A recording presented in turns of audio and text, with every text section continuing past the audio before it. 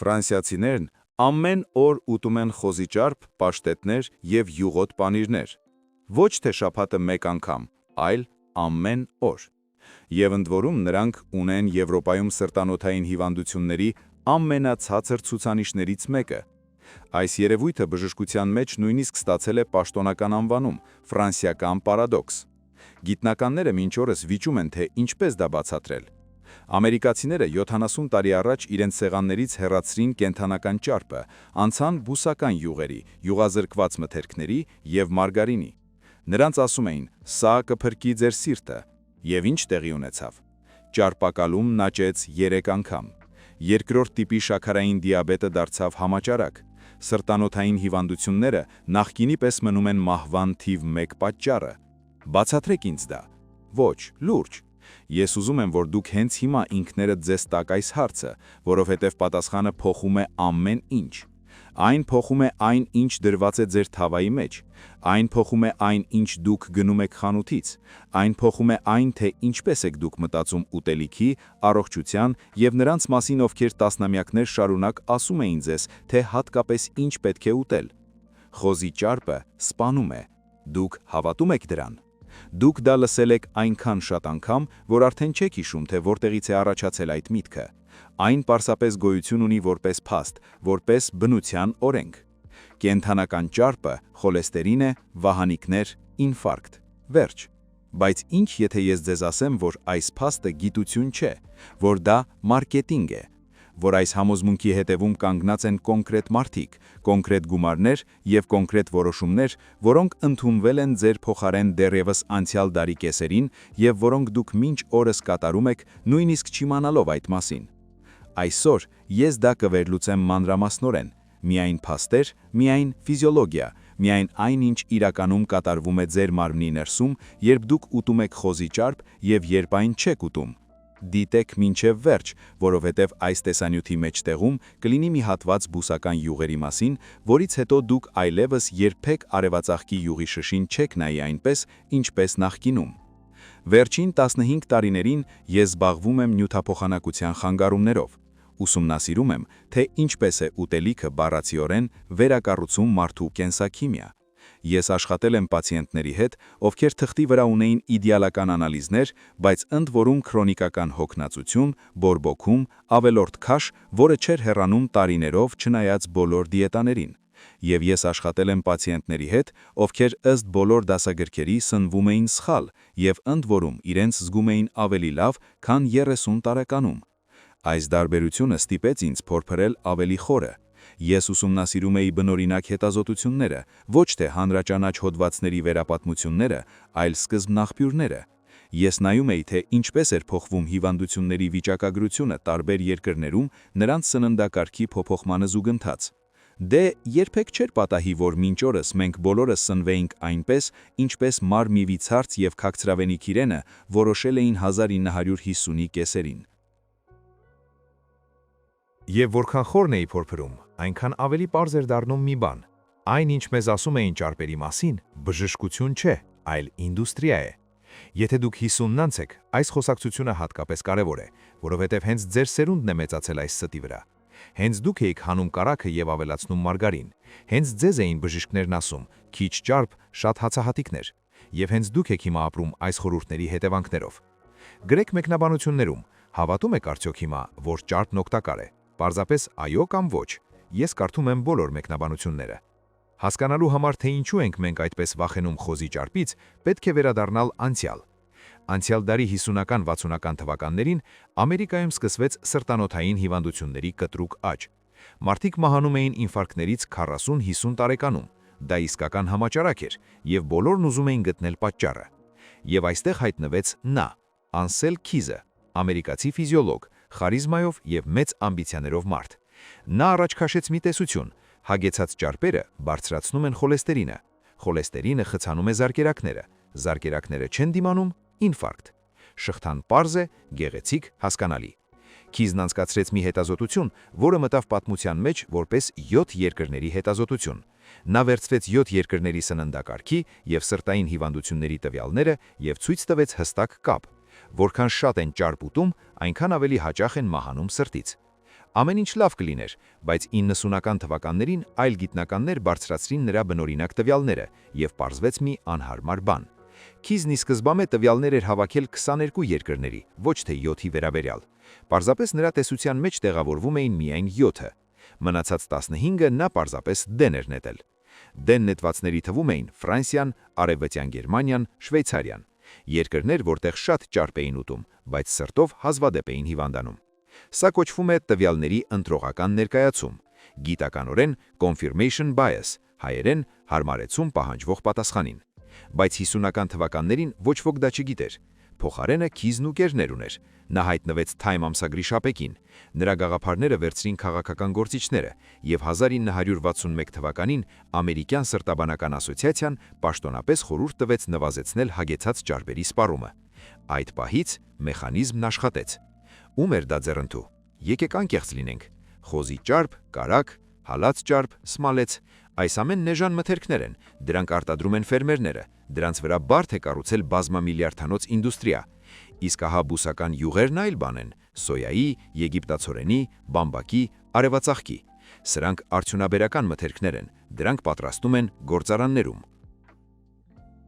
Դրանք կարելի է բրենդավորել, գովազդել, վաճառել գեղեցիկ պիտակներով և օգտակար է սրտի համար գրառումով։ Բուսական յուղեր և մարգարին արտադրող ընկերությունները հսկայական գումարներ ներդրեցին կենդանական ճարպերի վնասակարության գաղափարի առաջմղման համար։ Նրանք ֆինանսավորում էին հետազոտություններ, նրանք հովանավորում էին դիետոլոգիական ասոցիացիաներին, նրանք վճարում էին պահանջվող հանձնարարականների համար։ Սա դավադրության տեսություն չէ, սա փաստագրված փաստեր են, որոնք ի հայտ եկան լրագրողական հետաքննությունների և ակադեմիական հրապարակումների շնորհիվ արդեն 2000-ական թվականներին։ 2016 թվականին JAMA Internal Medicine ամսագրում հրապարակվեց մի հոդված, որտեղ գիտնականները գտել էին 50-60-ական թվականների շաքարի արդյունաբերության ներքին փաստաթղթերը։ Այդ փաստաթղթերում բառացի գրված էր. «Մեզ պետք է շեղել ուշադրությունը շաքարից դեպի ճարպը»։ Ինդուստրիան վճարում էր գիտնականներին, որպեսզի նրանք հրապարակեն պահանջվող եզրակացությունները, և այս ռազմավարությունն աշխատեց 50 տարի առաջ։ Նայեք, թե ինչ կատարվեց մեր առողջության հետ այս 50 տարվա ընթացքում։ 1960 թվականին ԱՄՆ-ում ճարպակալմամբ տառապում էր բնակչության 13%-ը, հիմա ավելի քան 42%-ը։ Երկրորդ տիպի դիաբետը 1960 թվականին հազվադեպ երևույթ էր, հիմա դրանով հիվանդ է յուրաքանչյուր 10-րդ ամերիկացին։ Սրտանոթային հիվանդությունները ոչ մի տեղ չեն անհետացել։ Դրանք նախկինի պես սպանում են ավելի շատ մարդկանց, քան մնացած ամեն ինչը միասին վերցրած։ Մենք հեռացրինք կենդանական ճարպը, մենք ավելացրինք բուսական յուղեր ու ածխաջրեր և սկսեցինք հիվանդանալ ավելի շատ, ոչ թե ավելի քիչ։ Ահա ձեզ այդ նույն հարցը։ Եթե կենդանական ճարպերի վնասակարության տեսությունը ճիշտ էր, որտեղ է արդյունքը։ Որտեղ է ազգի առողջության բարելավումը։ Այն չկա։ Հակառակը, դա չի նշանակում, որ պետք է կիլոգրամներով խոզի ճարպ ուտել, բայց դա նշանակում է, որ դրա հանդեպ վախը բժշկություն չէ, դա մարքեթինգ է։ Եվ հիմա ես կպատմեմ, թե իրականում ինչ է կատարվում, երբ դուք ուտում եք խոզի ճարպ ֆիզիոլոգիայի տեսանկյունից։ Եկեք վերլուծենք, թե ինչից է բաղկացած խոզի ճարպը։ Ոչ թե լուրերի ու համոզմունքների մակարդակով, այլ քիմիայի մակարդակով։ Խոզի ճարպը մոտավորապես 40%-ով բաղկացած է հագեցած ճարպաթթուներից։ Դրանք հենց նրանք են, որոնցից մենք վախենում էինք կես դար։ Մոտ 50%-ը միահագեցած ճարպաթթուներ են և մոտ 10%-ը բազմահագեցած։ Հիմա նայեք, ձիթապտղի յուղը, որն ամբողջ աշխարհում անվանում են ամենաօգտակար յուղը, բաղկացած է մոտավորապես 75% միահագեցած ճարպաթթուներից և 14% հագեցածներից։ Այսինքն խոզի ճարպը և ձիթապտղի յուղը գրեթե նույն բան են իրենց բազային կառուցվով։ Երկուսն էլ հարուստ են միահագեցած ճարպերով։ Երկուսն էլ պարունակում են հագեցած ճարպեր։ Տարբերությունը համամասնությունների մեջ է, բայց ոչ սկզբունքի։ Առանցքային միահագեցած թթուն երկու մթերքներում էլ օլեինաթթուն է։ Հենց դրան են վերագրում ձիթապտղի յուղի սիրտը պաշտպանող հատկությունները, և հենց այն է մեծ քանակությամբ պարունակվում խոզի ճարպի մեջ։ Բայց ինչու են այդ դեպքում ձիթապտղի յուղը գովաբանում, իսկ խոզի ճարպը քննադատում։ Որովհետև ձիթապտղի յուղի հետևում կանգնած է միջերկրածովյան դիետայի հզոր մարքեթինգային մեքենան, իսկ խոզի ճարպի հետևում միայն գյուղացի տատիկներ, ովքեր չգիտեն վաճառել իրենց արտադրանքը։ Հիմա հագեցած ճարպերի մասին։ Մեզ ասում էին, որ դրանք բարձրացնում են խոլեստերինը եւ սպանում սիրտը։ Եկեք պարզենք, արդյոք դա ճիշտ է։ Նախ հագեցած ճարպերը տարասեռ խումբ են։ Նրանց մեջ կան տարբեր թթուներ օրգանիզմի վրա տարբեր ազդեցությամբ։ Լաուրինաթթու, պալմիտինաթթու, ստեարինաթթու։ Բոլորն էլ իրենց տարբեր են դրսևորում։ Ստեարինաթթուն, որը շատ է խոզի ճարպի մեջ, ընդհանրապես չի բարձրացնում վատ խոլեստերինի մակարդակը։ Այն չեզոք է սրտանոթային համակարգի համար։ Դա ցույց են տվել հետազոտությունները։ Օրգանիզմը հիանալի կարողանում է այն վերամշակել։ Այն պարզապես այն վերածում է օլեինաթթվի, այն նույնի, ինչ կա ձիթապտղի յուղի մեջ։ Երկրորդ, խոլեստերինը։ Մենք վախենում ենք խոլեստերինից ինչպես կրակից, բայց գիտեք ինչ, ձեր օրգանիզմն ինքն է արտադրում խոլեստերին, ամեն օր։ Ձեր արյան խոլեստերինի մոտ 80%-ը այն չէ, ինչ դուք կերել եք։ Դա այն է, ինչ արտադրել է ձեր լյարդը։ Խոլեստերինը թույն չէ, դա շինանյութ է։ Դրանից ստեղծվում են բջջային թաղանթները։ Դրանից սինտեզվում են սեռական հորմոնները՝ տեստոստերոն, էստրոգեն։ Դրանից ստեղծվում է կորտիզոլը, սթրեսի հորմոնը։ Դրանից ստեղծվում է D վիտամինը։ Առանց խոլեստերինի կյանքը բառացիորեն անհնար է։ Մարդիկ, որոնց մոտ գենետիկորեն ցածր է խոլեստերինը, տառապում են դեպրեսիայից, հորմոնալ խանգարումներից եւ հիշողության խնդիրներից։ Սա նույնպես փաստագրված է բժշկական գրականության մեջ։ Հիմա վիտամինների մասին։ Խոզի ճարպը դատարկ մթերք չէ։ Դրա մեջ կա D վիտամին, ընդ որում այնպիսի ձևով, որը օրգանիզմը լավ է յուրացնում։ Դա կարևոր է, հատկապես եթե դուք ապրում եք մի տարածաշրջանում, որտեղ արևը քիչ է տարվա մեծ մասը։ D վիտամինի դեֆիցիտն այսօր կա 50 տարեկանից բարձր հսկայական թվով մարդկանց մոտ, եւ դա ուղղակիորեն կապված է կենդանական ճարպերից բազմամյա հրաժարման հետ։ Խոզի ճարպում կա վիտամին E, հակաօքսիդանտ, որը պաշտպանում է բջիջները վնասվածքներից։ Կա խոլին, նյութ, որն անհրաժեշտ է ուղեղի եւ նյարդային համակարգի աշխատանքի համար։ Առանց բավարար քանակության խոլինի վատանում է հիշողությունը, նվազում է ուշադրության կենտրոնացումը։ Իսկ չէ, որ հենց այս գանգատներն են ամենահաճախ հանդիպող 50-նանց մարդկանց մոտ։ Իսկ հիմա համեմատեք սա նրա հետ, ինչ պարունակվում է ռաֆինացված արևածաղկի յուղում։ Այնտեղ արդյունաբերական մշակումից հետո գործնականում ոչինչ չի մնում, ոչ վիտամիններ, ոչ օգտակար նյութեր։ Միայն ճարպաթթուներ, խախտված կառուցվածքով։ Ինչպես են պատրաստում բուսական յուղը։ Սերմերը ճզմում են ճնշման եւ տաքացման տակ։ Հետո մշակում են քիմիական լուծիչներով, հաճախ հեքսանով, որը բենզինի ածանցյալ է։ Հետո չեզոքացնում են, սպիտակեցնում, հոտազերծում, դեզոդորացնում են։ Հեռացնում են հոտը, որովհետև այս ամբողջ մշակումից հետո յուղն այնքան էլ հաճելի հոտ չի ունենում։ Ստացվում է մի մթերք, որը մաքուր եւ թափանցիկ տեսք ունի, բայց սննդային արժեքի տեսանկյունից դրանք գործնականում դատարկ կալորիաներ են։ Դա ուտելիք չէ, որը ձեր օրգանիզմը ճանաչում է եւ գիտի ինչպես օգտագործել։ Դա արդյունաբերական մթերք է։ Հիմա առանձին տապակելու, բովելու մասին։ Սա շատ կարևոր պահ է, հատկապես նրանց համար, ովքեր ամեն օր պատրաստում են։ Երբ դուք տաքացնում եք յուղը, այն սկսում է օքսիդանալ։ Անկայուն ճարպաթթուները քայքայվում են եւ առաջացնում են վնասակար միացություններ՝ ալդեհիդներ, ակրոլեին, ազատ ռադիկալներ։ Դա տեղի է ունենում ամեն մի տաքացման ժամանակ։ Արևածաղկի յուղը պարունակում է հսկայական քանակությամբ բազմահակեցած ճարպաթթուներ, հատկապես օմեգա 6 լինոլաթթու։ Հենց այս թթուներն են ամենապակաս ջերմակայունը։ Դրանք սկսում են քայքայվել արդեն 170 աստիճանում, իսկ դուք տապակում եք 180-200-ում։ Խոզի ճարպը հակառակը ջերմակայուն է։ Հագեցած եւ միահագեցած ճարպերը կայուն են տաքացման նկատմամբ։ Խոզի ճարպի ծխալու կետը մոտ 180-190 աստիճան է չեռաֆինացվածի համար եւ 200 աստիճանից բարձր հալած ճարպի սմալեց համար։ Երբ դուք կարտոֆիլ եք տապակում արևածաղկի յուղով, դուք ոչ միայն ավելացնում եք կալորիաներ, դուք ավելացնում եք բորբոքում։ Բառացիորեն յուղերի օքսիդացման արգասիքները հրահրում են համակարգային բորբոքում օրգանիզմում, իսկ քրոնիկական բորբոքումը հիվանդությունների մեծամասնության, աթերոսկլերոզի, դիաբետի, արթրիտի, անգամ ուռուցքաբանական հիվանդությունների արմատն է։ Երբ դուք տապակում եք խոզի ճարպով, դա տեղի չի ունենում։ Խոզի ճարպը մնում է կայուն, այն չի օքսիդանում այդպես աղետալիորեն։ Այն չի արտադրում ալդեհիդներ նույն քանակությամբ։ Ձեր տատիկը տապակում էր խոզի ճարպով, եւ նա չգիտեր ալդեհիդներ բառը, բայց նա ինտուիտիվ կերպով ճիշտ էր անում։ Իսկ դուք անցաք բուսական յուղին, որովհետև ձեզ ասացին, դա ավելի առողջարար է, եւ հենց դա դարձավ ձեր օրգանիզմում քրոնիկական բորբոքման աղբյուր։ Ահա թե որն է այս պատմության հեգնանքը, ահա թե որն է դառը ճշմարտությունը։ Հաջորդ մասում ես կպատմեմ խոզի ճարպի 10 կոնկրետ առավելություններ 50 անց մարդու օրգանիզմի համար։ Ոչ թե վերացակն, այլ ըստ համակարգեր՝ սիրտ, ուղեղ, հոդեր։ Կոնկրետ ինչ է տեղի ունենում, երբ դուք ճարպը վերադարձնում եք ձեր սննդակարգ։ Բաց մի թողեք։ Ինչպես տեսնում եք, մենք պարզեցինք, թե ինչից է բաղկացած խոզի ճարպը։ Հիմա եկեք խոսենք այն մասին, թե իրականում այնինչ է անում ձեր մարմնի հետ։ Ես առանձնացրել եմ 10 կոնկրետ էֆեկտներ, որոնք հաստատված են ֆիզիոլոգիայով, ոչ գովազդ եւ ոչ ժողովրդական իմաստություն, այլ կենսաքիմիա։ Եվ նախքան սկսելը մի փոքր նկատառում։ Այն ամենը, ինչի մասին ես կխոսեմ, հատկապես արդիական է 50-ից բարձր մարդկանց համար, որովհետև հենց այս տարիքում են սկսվում այն գործընթացները, որոնք կենդանական ճարպն ի վիճակի է արգելակել։ Առաջին՝ լիպիդային պրոֆիլի բարելավում։ Դա պարադոքսալ է հնչում, բայց դա ճշմարտություն է։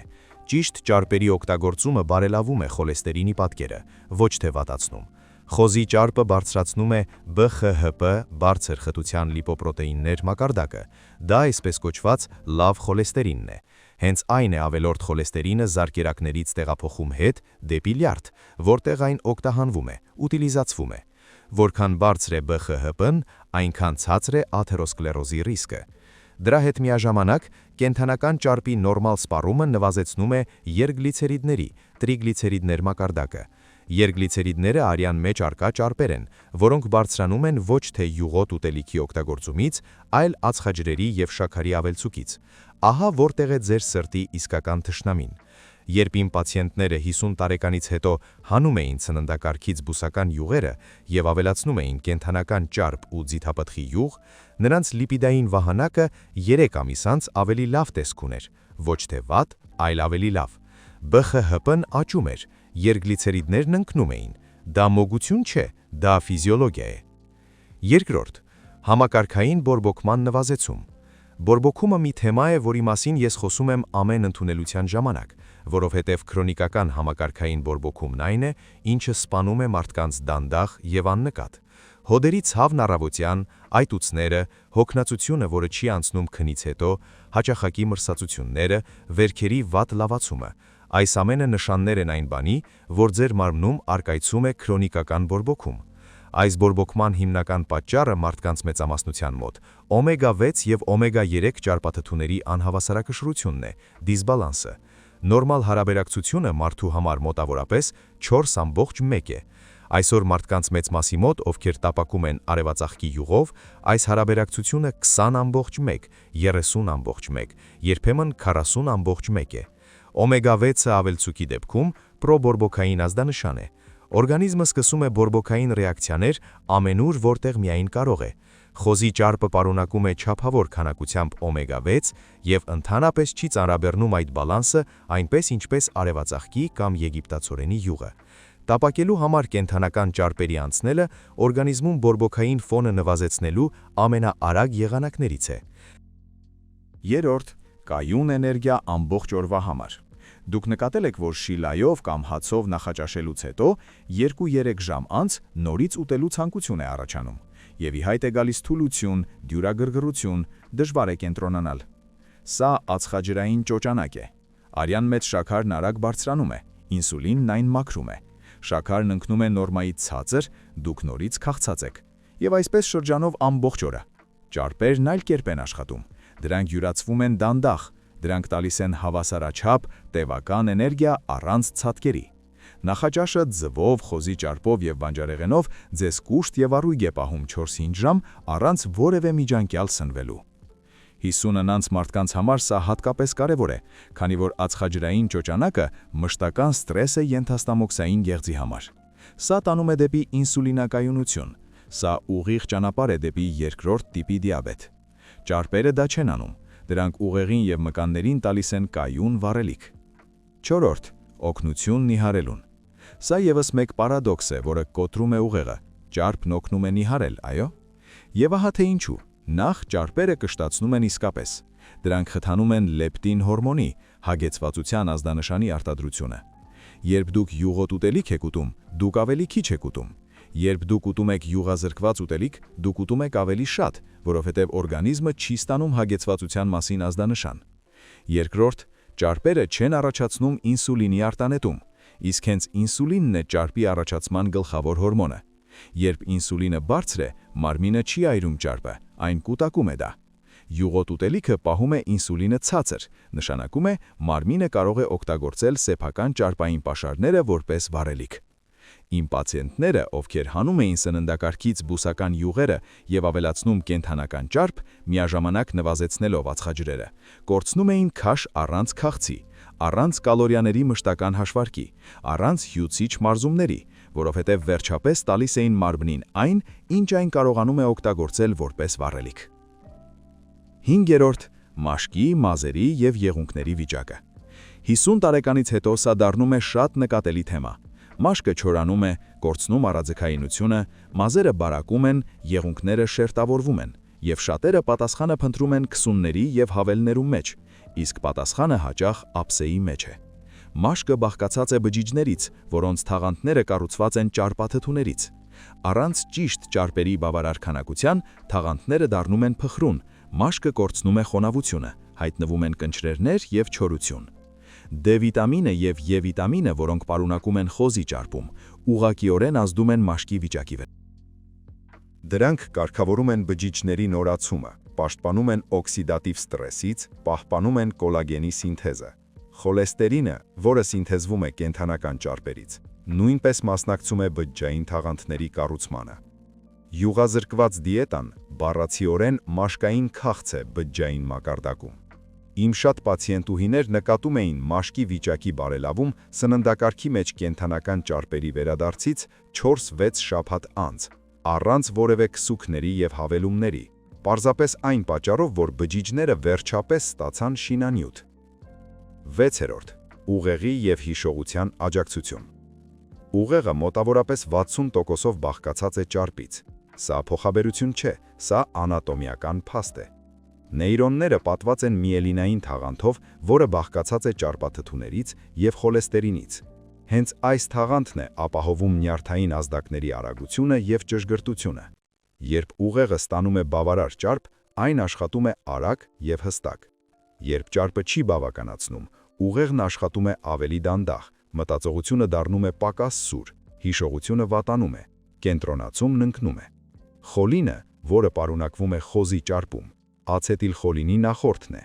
Ացետիլխոլինը հիշողության եւ ուսուցման գլխավոր նեյրոմեդիատորն է։ Ալցհեյմերի հիվանդության ժամանակ առաջիններից մեկը քայքայվում է հենց խոլիներգիկ համակարգը։ 50 տարեկանից հետո ուղեղին ճարպերով աջակցելը ոչ պարզապես հարմարավետություն է, այլև կոգնիտիվ անկման կանխարգելում։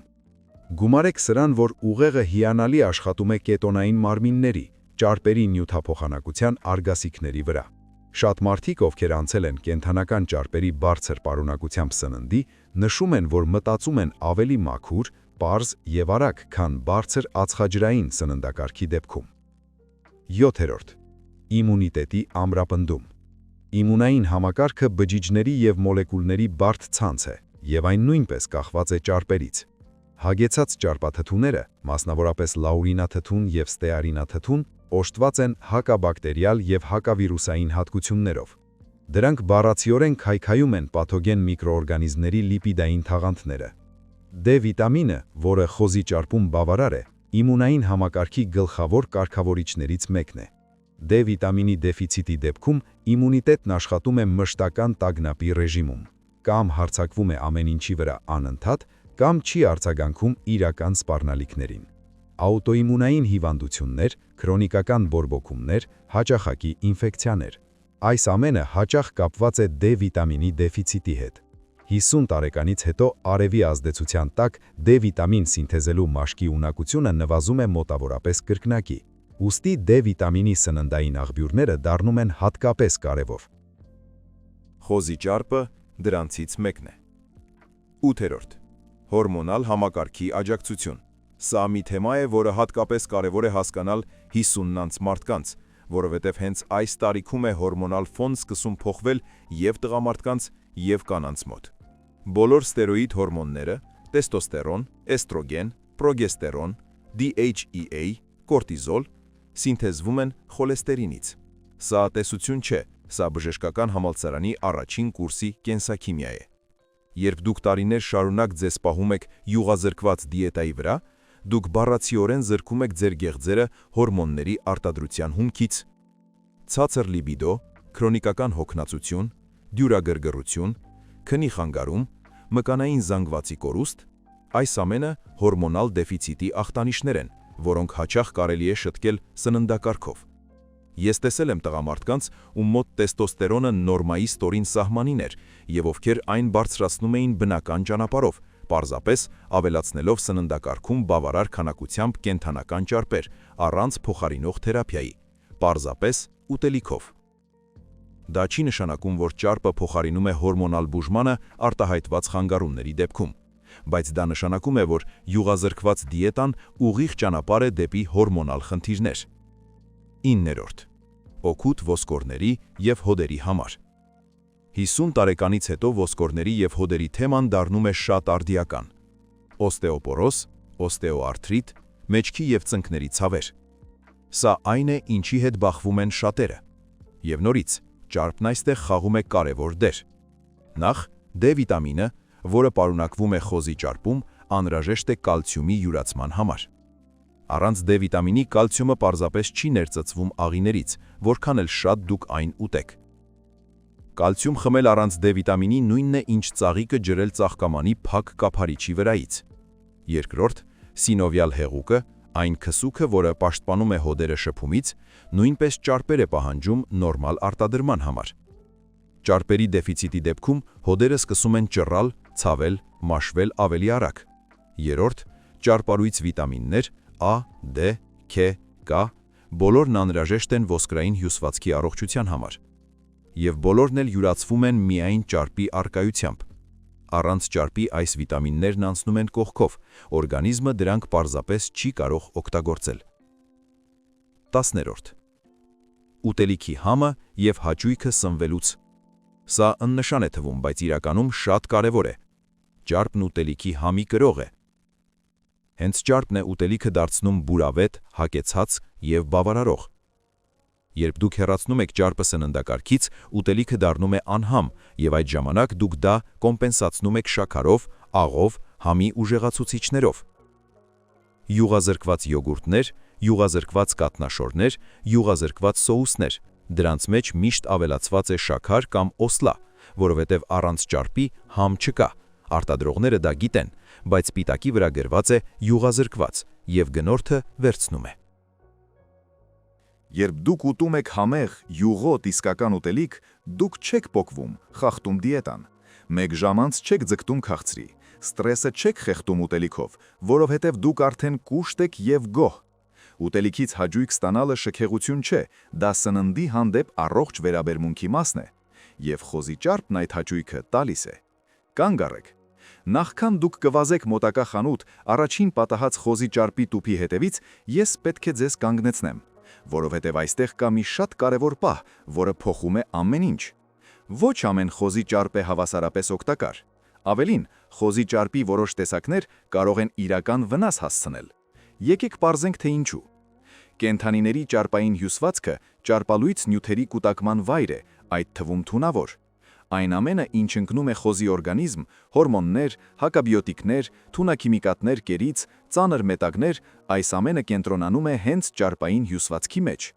Հիմա մտածեք, թե ինչ պայմաններում են ապրում խոզերը արդյունաբերական ֆերմերներում։ Հազարավոր կենդանիներ փակ տարածքներում առանց բնական լուսավորության եւ շարժման։ Կերակրում են նրանց համակցված կերերով, որոնք հաճախ պարունակում են գենետիկորեն մոդիֆիկացված սոյա, եգիպտացորեն մշակված թունաքիմիկատներով եւ տարբեր հավելումներ աճն արագացնելու համար։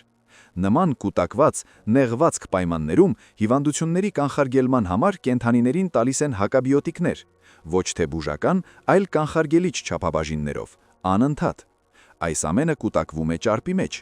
Եվ երբ դուք ուտում եք նման խոզի ճարպ, դուք ուտում եք ոչ պարզապես ճարպ, դուք ուտում եք այն ամենի կոնցենտրատը, ինչ ստացել է այդ կենդանին իր կյանքի ընթացքում։ Առանձին պատմություն են հիդրոգենացված ճարպերը եւ տրանս ճարպերը։ Դա այն է, երբ բուսական յուղը քիմիապես վերածում են պինդ ճարպի, մարգարին, խոհարարական ճարպ, հիդրոգենացված բուսական յուղեր։ Դա կենդանական ճարպ չէ, դա արդյունաբերական մթերք է, որը նմանակում է պինդ ճարպը։ Տրանս ճարպերը, եւ դա ապացուցված է, մեծացնում են սրտանոթային հիվանդությունների ռիսկը։ Ոչ թե չհագեցած ճարպաթթուները խոզի ճարպից, այլ հենց տրանս ճարպերը։ Սա ընդունված է անգամ աշխարհի ամենապահպանական սրտաբանական կազմակերպությունների կողմից։ Եթե փաթեթավորման վրա գրված է մասնակիորեն հիդրոգենացված բուսական յուղ, անմիջապես դեն նետեք դա թույն է բառի բուն իմաստով։ Եվս մեկ պահ՝ խանութի բեկոնը։ Շատերը մտածում են, որ եթե մենք խոսում ենք խոզի ճարպի եւ խոզի յուղի օգտակարության մասին, ապա սուպերմարկետի ապխտված բեկոնն էլ նույնպես լավ է։ Ոչ։ Արդյունաբերական բեկոնը պարունակում է նիտրիտներ, կոնսերվանտներ, որոնք ջերմային մշակման ժամանակ վերածվում են նիտրոզամինների։ Նիտրոզամինները ճանաչված քաղցկեղածին կանցերոգեններ են։ Առողջապահության համաշխարհային կազմակերպությունը վերամշակված միսը ներառել է ապացուցված քաղցկեղածին ազդեցությամբ մթերքների ցանկում։ Խոզի ճարպն ու արդյունաբերական բեկոնը շատ տարբեր մթերքներ են։ Մի շփոթեք դրանք։ Այսպիսով, այս մասի ամփոփումը։ Խոզի ճարպն ինքնին արժեքավոր մթերք է, բայց արդյունաբերական խոզի ճարպը վատ պայմաններում վատ կերով աճեցված խոզերից, այն չէ, ինչի մասին մենք խոսում ենք։ Հարցը որակի մեջ է, եւ հիմա ես կպատմեմ, թե ինչպես գտնել այդ որակը։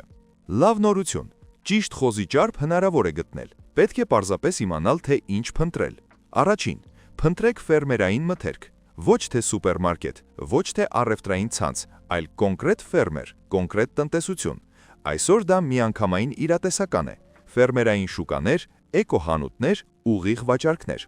Երկրորդ, իդեալական տարբերակը ազատ արածող խոզերն են։ Անգլերեն դա կոչվում է free range կամ pasture raised։ Խոզեր, որոնք զբոսնում են դրսում, ուտում են խոտ, միջատներ, արմատապտուղներ։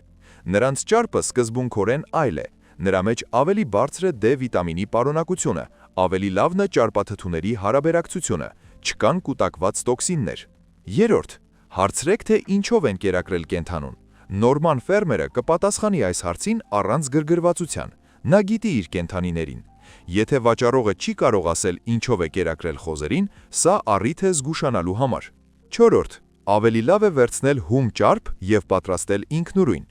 Չհալեցված խոզի ճարպը սալո կամ ներքին ճարպը առավելագույնս բնական մթերք է, առանց որևէ մշակման։ Դուք ինքներդ եք վերահսկում ամբողջ գործընթացը։ Հինգերորդ, ուշադրություն դարձրեք գույնին եւ հոտին։ Թարմ, որակյալ խոզի ճարպը սպիտակ է կամ մի փոքր կրեմագույն, առանց կողմնակի հոտի։ Եթե խոզի ճարպը դեղնավուն է կամ կծվածության հոտ է գալիս, այն արդեն օքսիդացել է եւ օգուտ չի բերի։ Այո, որակյալ ֆերմերային խոզի ճարպն ավելի թանկ արժե, քան խանութինը, բայց այն արժե իր գումարին, որովհետև դա ուտելիք է, ոչ թե ուտելիքի նմանակում։ Հալած ճարպը սմալեց, հալեցված խոզի ճարպն է։ Ըստ էության դա նույն սալոն է, միայն հեղուկ տեսքով։ Պահպանվում է երկար, չի կծվում, իդեալականորեն հարմար է տապակելու համար։ Եվ պատրաստել այն տանը շատ պարզ է։ Ես կպատմեմ քայլ առ քայլ։ Ձեզ կպետք կգա 1 կիլոգրամ հում խոզի ճարպ։ Ամենալավը ներքին ճարպն է։ Այն տալիս է համով ամենաչեզոք հալած ճարպը։ Կարելի է վերցնել սովորական խոզի ճարպ առանց մսի։ Գլխավոր պայմանը որակն է, որի մասին մենք խոսեցինք վերևում։ Քայլ առաջ։ Կտրատեք ճարպը մանր խորանորտներով, մոտավորապես սանտիմետրի վրա։ Որքան մանր կտրատեք, այնքան ավելի արագ եւ հավասարաչափ կհալվի։ Կարելի է նախապես ճարպը դնել սառցարան 30 րոպեյու համար։ Այդ ժամանակ այն շատ ավելի հեշտ է կտրվում։ Քայլ երկրորդ։ Վերցրեք հաստ հատակով կաթսա կամ թուջե ամանեղեն։ Հաստ հատակը հավասարաչափ բաշխում է ջերմությունը եւ թույլ չի տալիս, որ ճարպը տակի ծայրվի։ Դա կարևոր է։ Քայլ երրորդ։ Ավելացրեք կաթսայի հատակին 2-3 ճաշի գթալ ջուր։ Սա սկզբում տարօրինակ է թվում։ Դուք չէ որ ճարպ եք հալեցնում։ Ինչի համար է ջուրը։ Բայց ջուրը պետք է հենց առաջին փուլում։ Այն պաշտպանում է ճարպն այրվելուց այնքան ժամանակ, մինչև չսկսի հալվել սեփական ճարպը։ Հետո ջուրը պարզապես կգոլորշանա։ Քայլ չորրորդ։ Դրեք կաթսան ամենամինիմալ կրակի վրա։ Սա սկզբունքային է։ Բարձր կրակը կփչացնի ամեն ինչ։ Ճարպը կսկսի այրվել դրսից, մինչ ներսից կհալվի։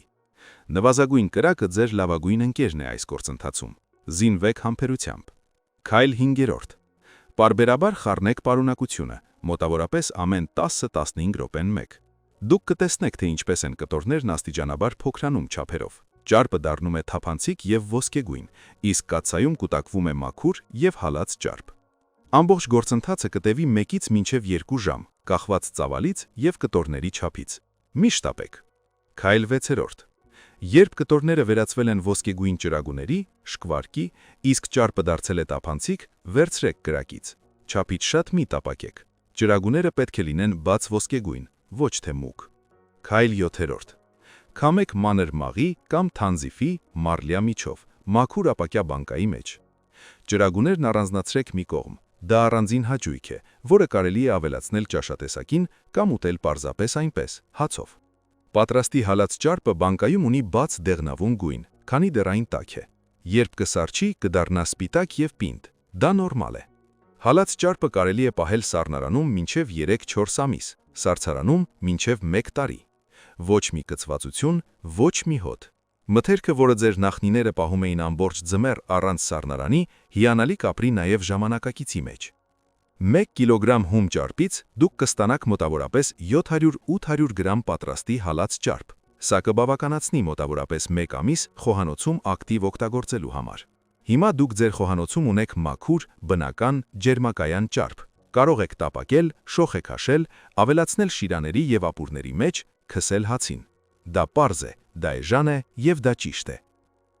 Նախքան առաջ շարժվելը մի կարևոր պահ։ Ես բժիշկ եմ եւ պարտավոր եմ ասել անկեղծ։ Խոզի ճարպը օգտակար չէ բոլորին եւ ոչ ցանկացած քանակությամբ։ Կան իրավիճակներ, որտեղ պետք է զգուշ լինել։ Առաջին՝ լեղաքարային հիվանդություն։ Եթե դուք ունեք քարեր լեղապարկում կամ դուք տարել եք սուր խոլեցիստիտ, յուղոտ սնունդը կարող է հրահրել նոպա։ Լեղապարկը լեղաքարային հիվանդության դեպքում դժվարությամբ է գլուխանում մեծ քանակությամբ ճարպի հետ։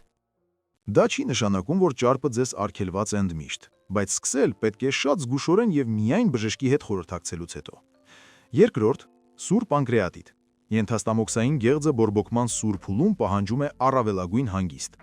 Ցանկացած ճարպ այդ ժամանակ լրացուցիչ ծանրաբեռնվածություն է օրգանի վրա, որին հանգիստ է պետք։ Ռեմիսիայի փուլում քրոնիկական պանկրեատիտի դեպքում հարցը լուծվում է անհատապես բժշկի հետ։ Երրորդ՝ ընտանեկան հիպերխոլեստերինեմիա։ Սա գենետիկական հիվանդություն է, որի դեպքում խոլեստերինը նորմալ չի օգտահանվում եւ կուտակվում է արյան մեջ, անկախ սննդակարգից։ Սա սովորաբար բարձրացած խոլեստերին չէ, սա հենց գենետիկա է։ Նման մարդկանց իսկապես անհրաժեշտ է սահմանափակել հագեցած ճարպերը, բայց դա վերաբերում է բնակչության մոտավորապես 1%-ին։ Մնացած բոլոր առողջ մարդկանց համար խոզի ճարպը հակացուցված չէ, բայց ինչպես ցանկացած մթերք, այն պահանջում է խելամիտ մոտեցում քանակի նկատմամբ։ Ինչ քանակն է խելամիտ։ Ես իմ պացիենտներին խորհուրդ եմ տալիս օրական 2-3 ճաշի գթալ ճարպ ցանկացած տեսքով։ Դա կարող է լինել հալած ճարպ տապակելու համար, մի կտոր սալո հացով, կարագ շիլայի մեջ։ Ոչ թե 20-200 գրամ սալո մեկ անգամից, այլ չափավոր կանոնավոր ներառում սննդակարգի մեջ։ Կարևոր է հասկանալ, ճարպը չպետք է լինի սնուցման միակ աղբյուրը։ Դա բազմազան սննդակարգի մի մասն է, որը ներառում է բանջարեղեն, սպիտակուց, բջջանյութ։ Ճարպը համադարման չէ։ Ճարպը ճիշտ սննդակարգի փազլի պակասող կտորն է։ Եվ եւս մեկ պահ, եթե դուք ունեք քրոնիկական հիվանդություններ կամ դեղեր եք ընդունում, խոսեք ձեր բժշկի հետ, նախքան սննդակարգն էապես փոխելը։ Ոչ թե այն պատճառով, որ խոզի ճարպը վտանգավոր է, այլ այն պատճառով, որ սննդակարգում ցանկացած փոփոխություն ավելի լավ է անել գիտակցաբար եւ մասնագետի աջակցությամբ։ Իսկ հիմա ամենահետաքրքիր մասը։ Ես ուզում եմ ձեզ մի էքսպերիմենտ առաջարկել։ Ոչ թե պարզապես լսել ու մոռանալ, այլ փորձել ձեզ վրա, որովհետև բժշկի ոչ մի խոսք այնպես չի համոզում, ինչպես ձեր սեփական փորձը։ Ահա առաջադրանք 7 օրվա համար։ Հեռացնում եք խոհանոցից բոլոր հեղուկ բուսական յուղերը՝ արևածաղկի, եգիպտածորենի, սոյայի, ռապսի։ Ամեն ինչ մի կողմ 7 օրով։ Թողնում եք միայն ձիթապտղի յուղը, բայց միայն աղցանների համար, ոչ տապակելու։ Ձիթապտղի յուղը սառը վիճակում օգտակար է։ Կրակի վրա արդեն այնքան էլ կայուն չէ։ Տապակելու, շոգեխաշելու եւ տաք ճաշատեսակներ պատրաստելու համար օգտագործեք միայն պինդ ճարպեր։ Հալած ճարպ, որը դուք արդեն գիտեք պատրաստել, կարագ, հալած յուղ, գի, խոզի ճարպ, սալո։ Այլևս ոչ մի ուրիշ փոփոխություն։ Պետք չէ փոխել ուտելիքի քանակը, հաշվել կալորիաները, հեռացնել ածխաջրերը, պարզապես մեկ փոխարինում։ Հեղուկ բուսական յուղերը փոխարինել պինդ կենդանական ճարպերով։ Եվ ահա թե ինչ ամենայն հավանականությամբ տեղի կունենա։ Օր առաջին, երկրորդ, սկզբում անսովոր է, Ուտելիքի հոտն ու համն այլ է, մարսողությունը կարող է թեթևակի վերակառուցվել։ Որոշ մարդկանց մոտ առաջին 1-2 օրը կղանքն ուրիշ է դառնում։ Դա նորմալ է։ Ձեր լեղային համակարգն ադապտացվում է ճարպի նոր աղբյուրին։ Նրան ժամանակ տվեք։ Օր 3 եւ 4. Շատերը մի անսպասելի բան են նկատում։ Էներգիան դարձել է ավելի հավասարաչափ։ Չկա սովորական հետկեսօրյա անկումը օրվա ժամը 3-4-ին, երբ նախկինում ուզում էիք քաղցր կամ թունդ սուրճ։ Քաղցն ավելի հազվադեպ է գալիս, եւ այն ավելի հանգիստ է, ոչ կտրուկ եւ ոչ գրգռող։ Ոմանք նկատում են, որ ուտելիքն ավելի համեղ է, ոչ թե այն պատճառով, որ փոխվել է բաղադրատոմսը, այլ այն պատճառով, որ ճարպն ուժեղացնում է համը։ Հալած ճարպով սմալյեց տապակած կարտոֆիլը բոլորովին այլ հոտ ունի, քան արևածաղկի յուղով տապակածը։ Դա նոստալգիա չէ, դա քիմիա է։ Ճարպը բույրի կրող է։ Օր 5 եւ 6. Շատ հաճախ իմ պացիենտները հայտնում են, ես ուտում եմ ավելի քիչ, քան առաջ։ Ոչ թե այն պատճառով, որ ստիպում եմ ինձ, պարզապես հագեցումն ավելի արագ է գալիս եւ ավելի երկար է պահպանվում։ Ավելի քիչ ձգտում միջանկյալ սնվելուն, ավելի քիչ ցանկություն ճաշից հետո ինչ-որ քաղցր բան ուտելու։ Սա պատահականություն չէ, սա աշխատում են հագեցվածության հորմոնները։ Ճարպը խթանում է խոլեցիստոկինինի եւ լեպտինի արտադրությունը, հորմոնների, որոնք ասում են ուղեղին, կանգ առ, հերիք է։ Ածխաջրերն առանց ճարպի նման ազդանշան չեն տալիս։ Օր 7. Շաբաթվա վերջում շատերը տեսողական փոփոխություններ են նկատում։ Հեռանում է դեմքի եւ վերջույթների թեթև այտուցվածությունը, այն, որը նախկինում ընդունում էին որպես նորմա։ Մաշկը կարող է մի փոքր ավելի թարմ տեսք ունենալ, պակաս չոր։ Փորը կարող է մի փոքր ավելի փոքր դառնալ, ոչ թե այն պատճառով, որ հեռացավ ճարպը, այլ այն պատճառով, որ նվազեց հյուսվածքների բորբոքային այտուցը։ Սա նիհարում չէ 7 օրում, սա օրգանիզմի բորբոքային ֆոնի փոփոխություն է, որը դադարեց ստանալ պրոբորբոքային յուղեր։ Իսկ եթե դուք շարունակեք այս էքսպերիմենտը 1 ամիս եւ հանձնեք անալիզներ առաջ եւ հետո, ես պատրաստ եմ գրազգալ, որ դուք կտեսնեք փոփոխություններ լիպիդային պրոֆիլում։ Եռագլիցերիդների մակարդակն ամենայն հավանականությամբ կնվազի։ BXLP-ն, այսպես կոչված լավ խոլեստերինը, ամենայն հավանականությամբ կաճի։ Ոչ թե այն պատճառով, որ խոզի ճարպը կախադրական է, այլ այն պատճառով, որ դուք հեռացրիք այն, ինչ վնաս էր պատճառում, եւ դվեցիք օրգանիզմին այն, ինչ նա կարողանում է օգտագործել։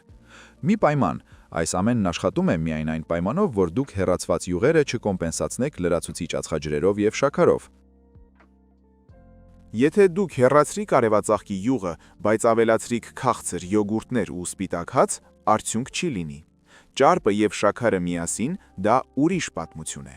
Խնդիրը ճարպի մեջ չէ, խնդիրը ճարպ պլյուս ռաֆինացված ածխաջրերի ավելցուկի մեջ է։ Այսպիսով դուք ընդունում եք մարտահրավերը։ Գրեք մեկնաբանություններում. Ես ընդունում եմ մարտահրավերը, եւ 7 օր անց նորից գրեք, թե ինչ է փոխվել։ Ես կարդում եմ բոլոր մեկնաբանությունները եւ պատասխանում եմ։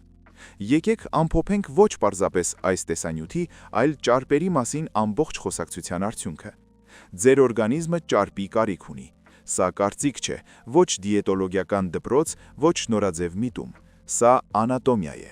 Ուղեղը 60%-ով բաղկացած է ճարպից։ Ձեր մարմնի յուրաքանչյուր բջիջ շրջապատված է ճարպաթթուների թաղանթով։ Հորմոնները սարքվում են խոլեստերինից։ Լեղին, առանց որի անհնար է մարսողությունը, սինթեզվում է ճարպից։ Նյարդերը պատված են ճարպային թաղանթով։ Ճարպը թշնամի չէ, ճարպը հիմքն է։ Հիմք, առանց որի բառացիորեն ոչինչ չի աշխատում։ Կես դար մեզ հակառակն էին ասում, եւ մենք լսեցինք։ Մենք հեռացրինք կենթանական ճարպը եւ այն փոխարինեցինք արդյունաբերական յուղերով ու ռաֆինացված ածխաջրերով եւ ստացանք ճարպակալման, դիաբետի, քրոնիկական հոգնածության եւ վաղ դեմենցիայի համաճարակ։ Սա դատավճիռ չէ, սա պարզապես սխալ է, որը կարելի է ուղղել հենց հիմա, հենց սեփական խոհանոցում։ Ձեր տատիկը ճարպերի մասին գիտական հոդվածներ չէր կարդում։ Նա պարզապես պատրաստում էր այնպես, ինչպես պատրաստում էին իր մայրն ու տատիկը։ Խոզի ճարպով, սալո, հալած ճարպով, սմալեց, կարակով։ Եվ այս ճարպերը կերակրում էին մարդկանց հազարավոր տարիներ, շատ ավելի վաղ, քան հայտնվեցին բուսական յուղի արտադրության գործարանները։ Բնությունը չի սխալվել։ Սխալվել են նրանք, ովքեր որոշել են, որ ավելի լավ գիտեն, քան բնությունը։ Վերագարձը ավանդական սննդին նոստալգիա չէ, դա առողջ բանականություն է։ Դա հարգանք է նրա նկատմամբ, թե ինչպես է կառուցված ձեր մարմինը։ Եվ դա թերևս ամենապարզն ու հասանելին է, որ դուք կարող եք անել ձեր առողջության համար հենց հիմա։ Պետք չէ գնել թանկարժեք հավելումներ։ Պետք չէ գրանցվել սպորտդահլիճ։ Պետք չէ քաղցել։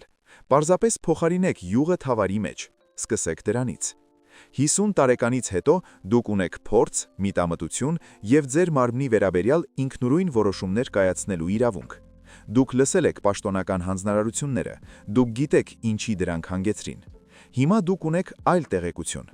Ինչ անել դրա հետ, որոշելու եք դուք։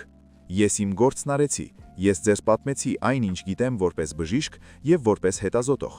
Մնացածը ձերն է։ Եթե այս տեսանյութը ձեզ համար օգտակար էր, լայք դրեք հենց հիմա։ Դա հնչում է բանալ, բայց լայքը հնում է, որ այս տեսանյութը հասնի մարդկանց, ում այն պետք է։ Մարդկանց, ովքեր հիմա ուտում են մարգարին եւ մտածում են, որ ամեն ինչ ճիշտ են անում։ Գրեք մեկնաբանություններում. ես ընդունում եմ մարտահրավերը, եթե դուք պատրաստ եք փորձել 7-օրյա էքսպերիմենտը։ Եվ գրեք պարզապես այո կամ ոչ։ Հավատում եք արդյոք, մինչ այս տեսանյութը, որ ճարպն օգտակար է։ Ինձ հետաքրքիր է իմանալ, թե ինչպես է փոխվել ձեր կարծիքը։ Եթե դուք ունեք մտերիմներ, ամուսին, կին, ծնողներ, չափահաս երեխաներ, ովքեր մինչ օրս տապակում են արևածաղկի յուղով եւ վախենում են խոզի ճարպից, կիսվեք նրանց հետ այս տեսանյութով։ Դա կարող է ավելի կարևոր լինել, քան թվում է։ Բաժանորդագրվեք ալիքին, եթե դեռ բաժանորդագրված չեք։ Ես պարբերաբար վերլուծում եմ թեմաներ, որոնք անմիջականորեն վերաբերում են առողջությանը 50-ից հետո։ Առանց գովազդի, առանց ջրի ավելորդաբանության։ Միայն այն, ինչ իրականում աշխատում է։ Հաջորդ թողարկմանը ես կպատմեմ այն մասին, թե ինչ է կատարվում ձեր ուղեղի հետ, երբ դուք շաքար եք ուտում։ Դա կլինի ոչ պակաս անսպասելի, քան այսօրվա խոսակցությունը։ Եթե դուք մտածում եք, որ շաքարը պարզապես ավելորդ կալորիաներ են, դուք շատ կզարմանաք։ Մինչ հանդիպում, պահպանեք ձեզ եւ հիշեք, ձեր մարմինը ձեր կողմից է, պարզապես տվեք նրան ճիշտ վարելիք։